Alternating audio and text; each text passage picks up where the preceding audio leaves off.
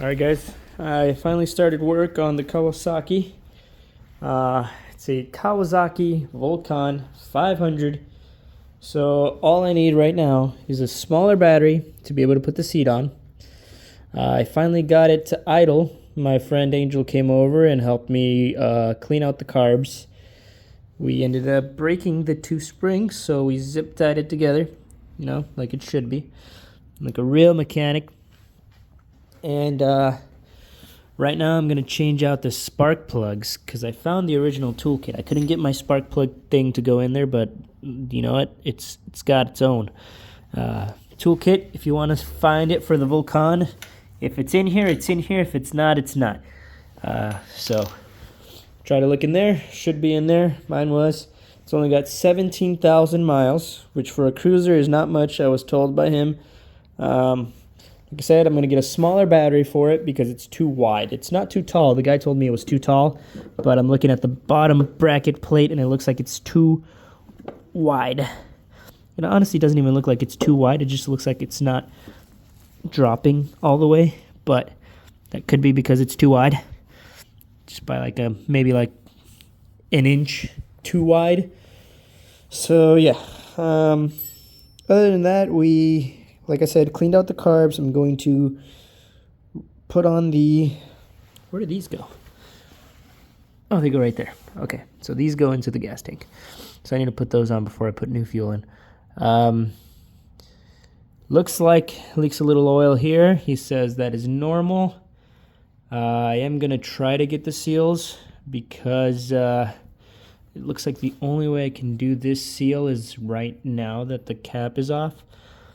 But I'm not going to worry about that right now. What I want to worry about is actually driving it. If I can get it to drive, I'll put money into it. If I can't get it to drive, I'll definitely get it redone. So this is also needing a new spring because the spring sucks, I guess, and it needs a return for the brake sensor, and the kickstand sensor is ripped off.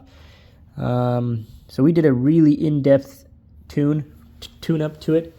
So I got this thing to idle without needing the choke. Before, I could only get it to go with the choke on, and it wouldn't stay on once I turned it off. So got that figured out, and the only thing that I'm doing right now is changing the spark plugs now that he left and we put all this back together. Well, not all of it. As you guys can see, I don't have the gauge or anything on there. Needed to take off the fuel tank, which is only 2 bolts, 3 actually, 1 tiny one, 2 big ones, just so that we can do this. And with the toolkit that it comes provided in that little tiny black bag right there, you can really rebuild this entire motorcycle wherever you're stranded, which is nice to know, but hopefully never have to do that. The only thing I don't like is that it does not have a fuel gauge, so I have basically fuel right there. Reserve tank, don't like that. So eventually, once you're driving on the freeway, it'll die. But don't worry, you can switch it to reserve and then keep going. So yeah, that's the only thing that sucks. But I mean, you can kind of feel and hear if it still has gas. It just kind of sucks that you have to do that. But for an O2, not bad. And for the price of free, also not bad. And the only other thing left is the filter. Now, I feel like I'm going to put some tape around this because it's not sealed right. And you guys can see it is caked in oil. So I cleaned it out because I don't want, like I said, I don't want to put money into it unless it's going to go on. So the only thing that's not going to work right now is my brake light. But I don't need that. And this car is really built with a bunch of zip ties, so adding 2 more right there was nothing.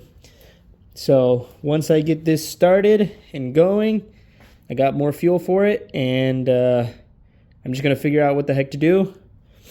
Keep going, and we'll see what we can do to get it completed. But I think, by the sound of it, the clutch does need to be adjusted. Does it need a new clutch? We don't know yet because we're not able to drive it. We weren't able to drive it today. We spent a good 6 hours here. He came at Came a little afternoon. No, so it was actually 3 hours.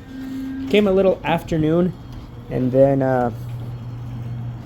he left at 3:30, I want to say. Oh, and I'm also going to do the oil change on the MDX here soon, so be tuned for that video. So let me get the gas for the car out of here. I went with 0 ethanol because it is carbureted, so I went to go get that. Now I am going to go to a party, come back, and we're going to put the MDX to the test here. So I'm just gonna go chill for a little, and I'm gonna come back and get started on the bike, the new spark plugs, and to get this guy oil changed, because I have been meaning to do the oil change on this guy. And stay tuned for the radio. That is coming. It is on the way. So I'll catch you guys next time. Oh, and I'm gonna fix the navigation. I'm gonna fix the navigation before I install the new one. And you ask yourself why? Because I know it's doable. The CD's there. The door now closes. The only thing I need now is to get it to clean where the disc goes and clean the disc, because I think that's the only problem, because it says it doesn't read it now. Before it would say that the door's open and it doesn't work. Now it says ask contact dealer, can't read disc. So I'm pretty sure the disc reader is dirty, and that's all I need to do. All right, guys, that's it for the video. Sorry for rambling. I'll catch you guys next time. Peace.